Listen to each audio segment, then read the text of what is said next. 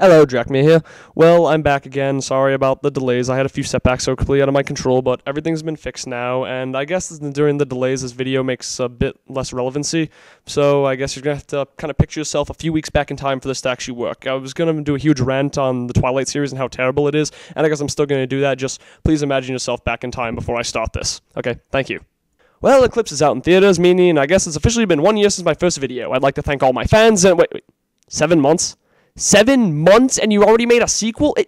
I think New Moon's not even out on HBO right now. How do you have a sequel in the theaters? You have to wait these things. Pirates of the Caribbean shot them all simultaneously. We never had this. Never mind.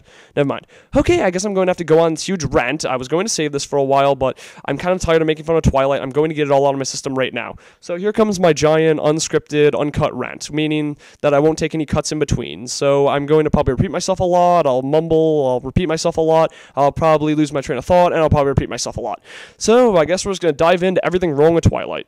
Okay, I don't even know where to start from this, so I guess I'll just start from the beginning. I first heard about Twilight when I was watching a horror movie award show, and they actually showed a sneak peek of it, and causing the crowd to go wild beforehand. All I heard was it was just some vampire movie. I'm like, oh, that sounds cool. Cue the dullest fight scene I've ever had the privilege of sitting through in a movie. Still, the crowd went wild for no real reason. I don't know why. I mean, still, horror movie award show shows a sneak peek of Twilight. That just confuses me. But I didn't really think anything of it. Thought it would blow over. And then the movie came out with record numbers, scaring me beyond belief that something that terrible sounding would be popular. So I was eventually forced to watch the first movie. It was really, really bad, and I would have gone insane if I hadn't given the Mystery Science Theater 3000 treatment and just made fun of it the whole way. So I decided to read a detailed synopsis on the series, and it actually kind of scared me. I mean, this thing had some pretty bad implications going on, beside the fact that it was just terribly written, it really kind of scared me. I'll get to that later. So, really, random things in the movie that tend to bother me. First off, vampires have fangs. Yeah, yes they do. Don't go and tell me otherwise. That was added later. Vampires have always had fangs. Sure, they weren't always killed in the sunlight, but yes, they had fangs. Yeah, and then again, is it just me, or do you find it creepy that the Cullen family only bites young white teenagers? That just doesn't seem right to me.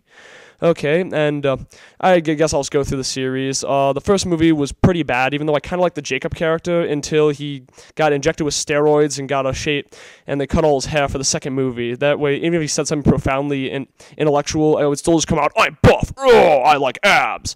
That's really the only way I see the character now. Everyone else is just boring as can be. In fact, I'll go to the characters. Two main characters. Yeah, Pale McBoring and the Depressed McSuicidal.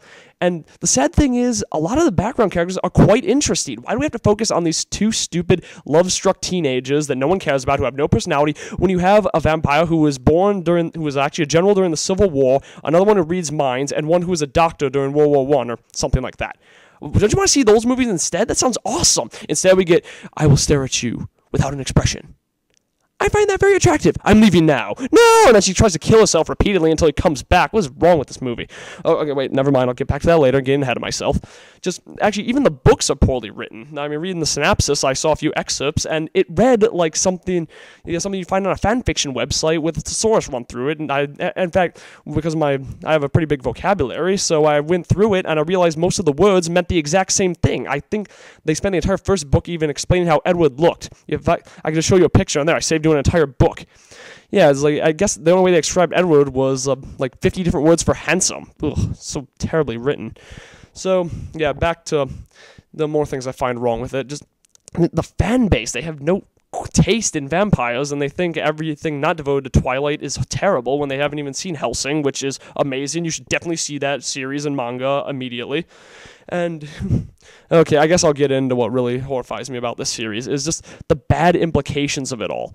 Okay, at one point in the fourth book, spoiler alert, or fifth, it's the fourth book, spoiler alert, Edward and Bella have a baby that's, vampire baby, so it ages very quickly for some unknown reason, and we also have this thing called imprinting, that when they see the person they're meant to be with their entire lives, they immediately know it.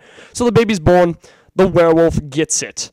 So he basically falls in love with a newborn baby, and she ages to 17 within like 2 months, and they said, like, oh, she can comprehend everything, so it's totally fine. No, that is still creepy. She is still a 2-month-old in a 17-year-old's body who can't understand anything because she only has 2 months of life experience. That's just horrifying. And don't go, oh, it's so platonic. No, he wants to actually have sexual relations with her when she's old enough. That's like a Woody Allen thing. Ugh, creepy. Another problem I seem to have with this series is just how long it goes on for no apparent reason. In fact, the entire third book is this huge build-up for this epic vampire war that never happens because they go, oh, look, a baby, let's stop fighting. And wait, come think, yeah, the Valtori or whatever they're called, I saw in the trailer, they have Organization 13 coats. No, as a Kingdom Hearts fan, that angers me very much.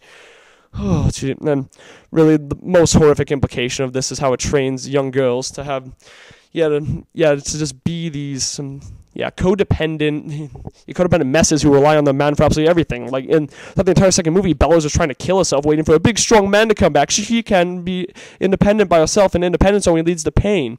So repeatedly tries to kill him until that idiot comes back and then, just agrees to marry her for some reason. And wait, there's one thing I always wondered. Okay, all the vampires in that book seem to like lose it at the sight of blood. What happens when Bella gets her period?